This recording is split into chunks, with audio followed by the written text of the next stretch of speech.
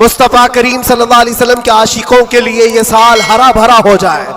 مولا کریم کی بارگاہ میں یہ دعا بھی کرتے ہیں کہ رب تبارک و تعالی اس آنے والے سال کو ہم سب کے علم کا سال بنائے، ہم سب کے اخلاق کا سال بنائے اور انقلاب کا سال بنائے، اور جو آیت اللہ نے فرمائی اس وعدے کے مطابق ان مع العسر یسرا، ہر تکلیف کے بعد آسانی ہے، ہر تکلیف کے بعد آسانی ہے۔ مولا جو تکلیفیں اب تک ہم کو آئی تھی، اب آسانیوں میں تو ہم سب کو ایمان عطا فرما، آسانیوں میں ہمیں قدم رسول کی دولت عطا فرما، اور بس اتنی دعا کرو میرے عزیزو، جب ہمارے جانے کا وقت آئے تو رب تبارک و تعالی ہم سب پر اتنا احسان کرے کہ اس کائنات میں ہر رنگ و بو کو دیکھ لیا، سونگ لیا، ہر شکل و صورت کو دیکھ لیا اور پہچان لیا۔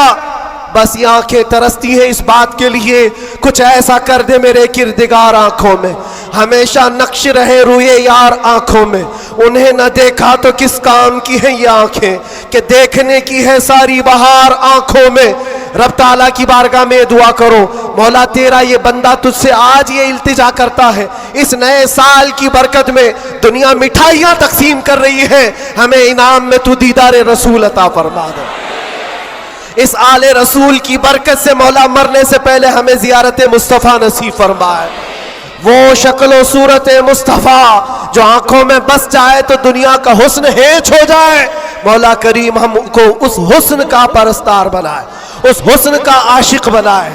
اس بات کو آج طے کر کے اٹھو کہ میں میرے نبی کا غلام ہوں تو میں پہلے یہ پڑھوں گا کہ میرے نبی کب پیدا ہوئے، اس وقت حالات کیا تھے، حضور پاک صلی اللہ علیہ وسلم کا بچپن کہاں گزرا، حضور پاک نے پہلی شادی کہاں فرمائی، حضور پاک صلی اللہ علیہ وسلم کی اولاد کتنی ہوئی، نبی پاک صلی اللہ علیہ وسلم کے صحابہ میں جلیل القدر کون ہے، حضور مکہ میں کتنے دن گزارے، مدینے میں کتنے گزارے، کون سی جنگوں میں شریک ہوئے، کون سی جہاد میں، کون سی جنگ میں حضور پاک کے دندان مبارک شہید ہوئے، کون سی مصیبتیں حضور نے اٹھائی اور کیا کیا دعائیں امت کے لیے کی، یہ سب تمہارے حصے میں آنا چاہیے۔ میرے عزیزو، ایک بات مجھے یاد آتی ہے، ایک نوجوان کا کردار بڑا عجیب تھا۔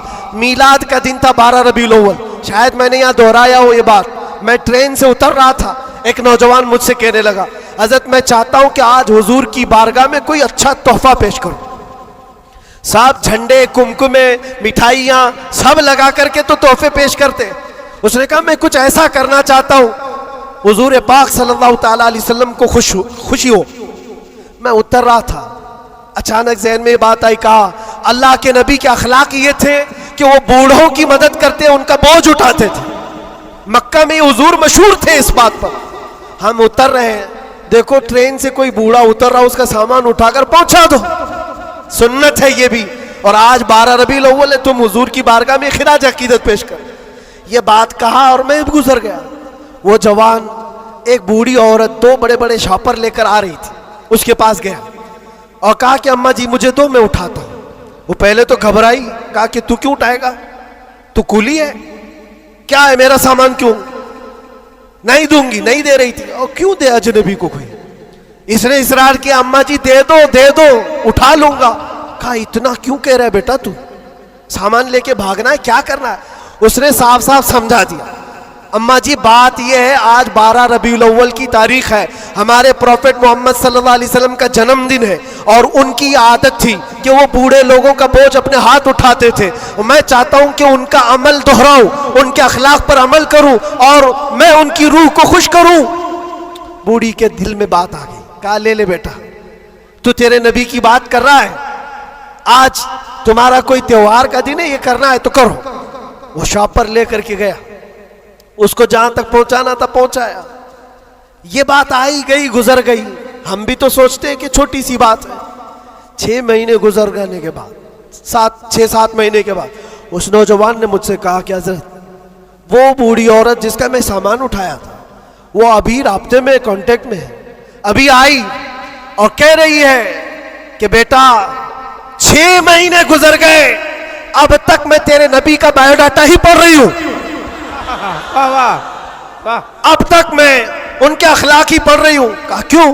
کہا تیرے اس عمل نے مجھے اتنا متاثر کیا کہ اس زمانے کا کوئی جوان، ارے میرے بیٹے میرے پوتے نہیں آئے مجھے لینے، کسی اور کا بیٹا میرا سامان اٹھا رہا ہے، اس کے اندر اتنا اثر کہاں سے آیا؟ اور جب تو نے بتایا یہ تیرے نبی کے عمل ہے، میں نے سوچا کہ اس نبی کو کیوں نہ پڑھوں، پڑھتے پڑھتے میں اس مقام پر پہنچ گئی۔ بتاؤ تیرا نبی کہاں ہے، میں بھی جاؤں غلامی میں شامل ہو جاؤں۔ واہ واہ واہ واہ، سبحان اللہ۔ تمہارے اخلاق سے انقلاب آ سکتا ہے، تمہاری عادات سے انقلاب آ سکتا ہے، لیکن جب تم خود سیرت نہیں پڑھنا چاہتے تو دنیا تو پھر یہی تانے دے گی کہ یہ آتنکوادی ہیں، یہ دہشت گرد ہیں، ان کے منہ پر تھپڑ مارنے کا طریقہ یہی ہے۔ ہم تمہاری سرٹیفکیٹ کے محتاج نہیں ہیں، ہم تمہارے بولے جانے سے کچھ بھی پرواہ نہیں کرتے، تمہیں اپنے نبی کے اخلاق کر کے دکھانا ہے، کر کے دکھانا ہے، نفرت نہیں۔ حضور پاک صلی اللہ تعالیٰ علیہ وسلم سے اگر محبت ہے تو اٹھو اور علم کو عام کرو، اور حضور کی سیرت پڑھنے کے بعد تمہارا دل کشادہ ہو جائے گا، ذہن وسیع ہو جائے گا، سوچنے کی طاقت بڑھ جائے گی۔ اس لیے کہ سن سن کر کے ماننا اور ہے، جان کر کے ماننا اور ہے۔ جب سمجھ جاؤ گے تو روز عشق بڑھتا چلا جائے گا۔ آپ چاہتے ہو میرے نبی پاک کی محبت اور آئے؟ چاہتے ہو حضور کا عشق اور بڑھے؟ صرف اور صرف یہ ہے کہ حضور کو پڑھنا شروع کرو، سیرت پڑھو، اور اتنا گم ہو جاؤ، اتنا گم ہو جاؤ کہ پھر تم مسکرا بھی دو یا چلنے پھرنے لگو تو دنیا پکار کر کہے گی اس کے اندر سے مدینے کی خوشبو آتی۔ کیوں؟ پڑھنے والا اسی میں ملبوس ہو جاتا ہے۔ 3 گھنٹے فلم دیکھ کر کے یہاں ناٹک کرنے لگتا ہے آدمی، کیوں؟ اس لیے کہ انسان کی فطرت ایسی ہے، جو دیکھتا ہے وہ کیچ کرتا ہے اور اسی طرح کرنے کی کوشش کرتا ہے۔ اور جب بار بار حضور کی سیرت پڑھو گے، دنیا میں بات ویسی ہی کرو گے جیسے میرے نبی کرتے تھے۔ بے شک بے شک۔